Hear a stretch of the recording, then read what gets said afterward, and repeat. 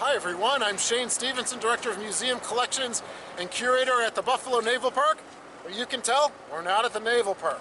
Alright, this is our first installment of Neighbors of the Naval Park.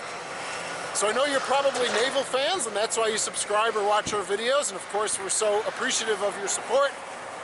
But this is something that's near and dear to my heart, and this is the Great Northern Grain Elevator.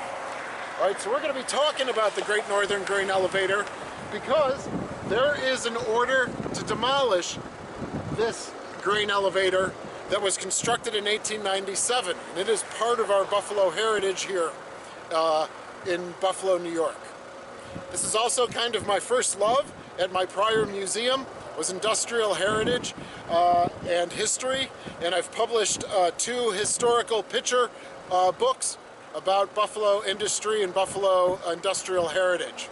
So you can see that gaping maw right there on the north end, looking right into those lovely grain bins. And so what we're going to do is we're going to talk and kind of give you the history of this, not just for the Naval Park, but it can be shared because if this comes down, this is the only building like this in Buffalo, and it needs to be documented in some way. So you're going to come along with us. I don't know how far we can get. We've got a security gate right there, but we're going to try and get at different angles, and you're going to come along with us. So let's go. Alright, so one of the things that Buffalo is known for is its grain elevators. Alright, in 1842, Joseph Dart, right on the Buffalo River, right where we're located at the Naval Park, built the first grain elevator. And that was an innovation that led to an explosion of grain storage and grain transportation, an onward movement of grain. And Buffalo became the home of the grain elevator, copied and mimicked around the world. So if you see behind me, unbelievably, there is the windstorm, and if you've watched our U.S. naval vessels versus high winds, on that same evening, on this northern face, we lost all of this brick. All right, but what it does is it exposes the steel 86-foot storage bins that was used to house grain.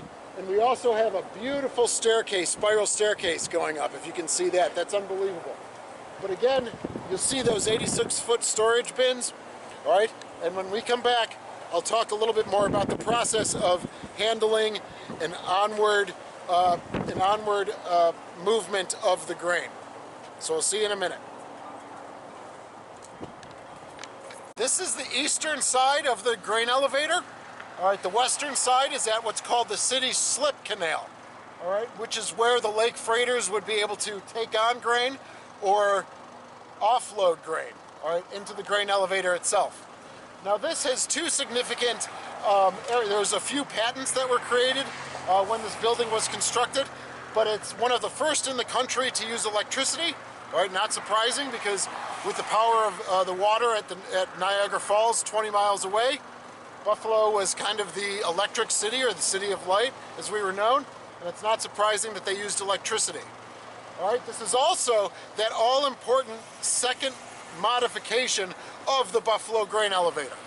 In the first, with Joseph Dart in 1842, they were wood, but they would explode, they would catch fire, because you put thousands and thousands of bushels of grain in a grain elevator, you get dust, and then that sparks flame.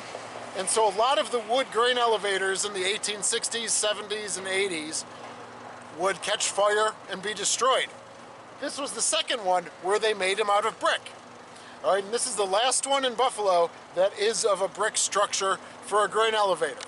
All right, now they're made of concrete, and so we have the largest collection of grain elevators here in Buffalo, and besides this one, they're all made of concrete.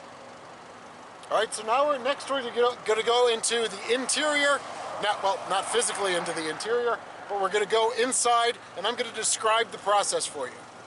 Okay, so now you're wondering, well, what the hell is a grain elevator anyway, and how does it work? Well, at the time of this construction, there were 2 major ways of onward dispatching or bringing grain into the unit itself, into the elevator itself. We had rail car, all right, and we'll show you a picture of the rail line that came in near the building. And also again on the other side, there's these what they called marine legs. And they would come down and go right into the hold of a lake freighter and then bring the grain up into the structure itself. Now with these bins here, what you're looking at is that's the storage bins. All right, they also have shipping bins. For the storage bins, these were about 86 feet in height.